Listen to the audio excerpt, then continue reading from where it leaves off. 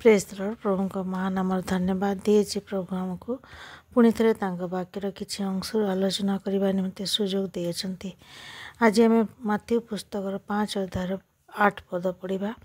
सेठे एपरी लिखाई, शुद्धचित्त लोके धन्य कारण से मैंने ईश्वर को दर्शन पाइबे। शुद्ध अर्थ कौन? शुद्ध अर्थ है पवित्र।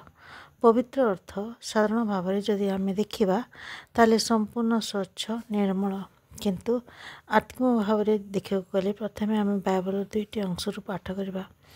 गीत संहिता 15 अध्याय 2 पद से लिखा जाए, जो जो सरल आचरण और धर्म कर्म करे और अपना अंतकरण रे सत्य कहे, सरल बा नम्र आचरण करे, आचरण बा व्यवहार नम्रता, पुणी धर्म कर्म अर्थात कर्म रे धर्म बा विश्वस्तता, समस्त प्रति विश्वस्त रहा, से शत्रु बा मित्र जे कि हो ता प्रति विश्वस्त रही है।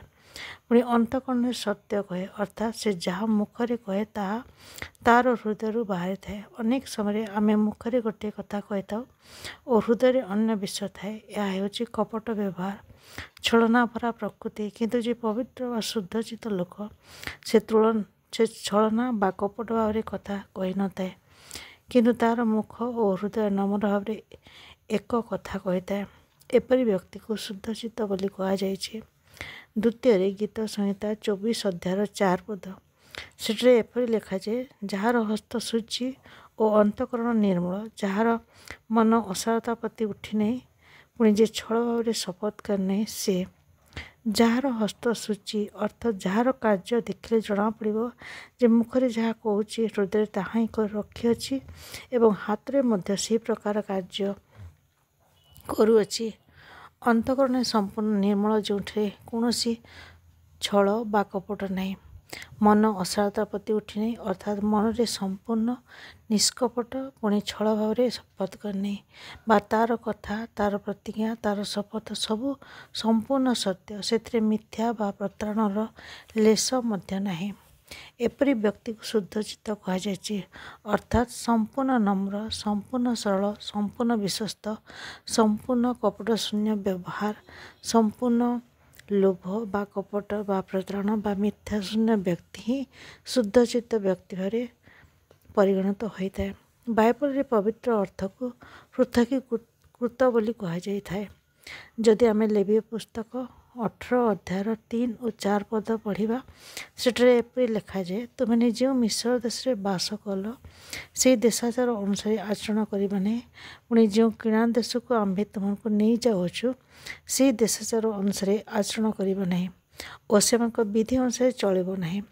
तुम्हें आम्भर शासन मान्य कर और आम्भर विधि पालन कर और तदनुसार आचरण कर।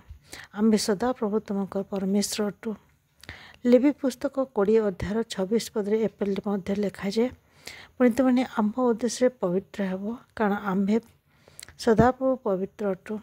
आउ तुम्हें मैंने जेपरी आम्भर हेब एथि आम्भे अन्य लोकों तुमको पृथक करियछु। ए वाक्य को बुझा गले गोटे अर्थ में पाउल रोमियो मंडल को लिखित पत्रर 12 अध्याय 2 पद पढ़ा, तुमने ये वर्तमान जुगर अनुरूपी होने, किंतु जेपरी तुमने ईश्वर की इच्छा कौन अर्थात उत्तम सुग्राह्य और सिद्ध विषय कौन या परीक्षा कर जापर। एथि निमित्ते अपना अपना मनर नूतनीकरण द्वारा परिवर्तित हो। ये वाक्य सबुरु आम बुझीपारे एक शुद्ध व पवित्र व्यक्तिर आचरण कथबार्ता चालीचलन क्यों प्रकार हेबा प्रयोजन और ये प्रकार व्यक्ति ही ईश्वर को दर्शन पाई पारे। प्रभु ये वाक्य द्वारा आम समस्त को आशीर्वाद करंतु। आमेन। Praise the Lord.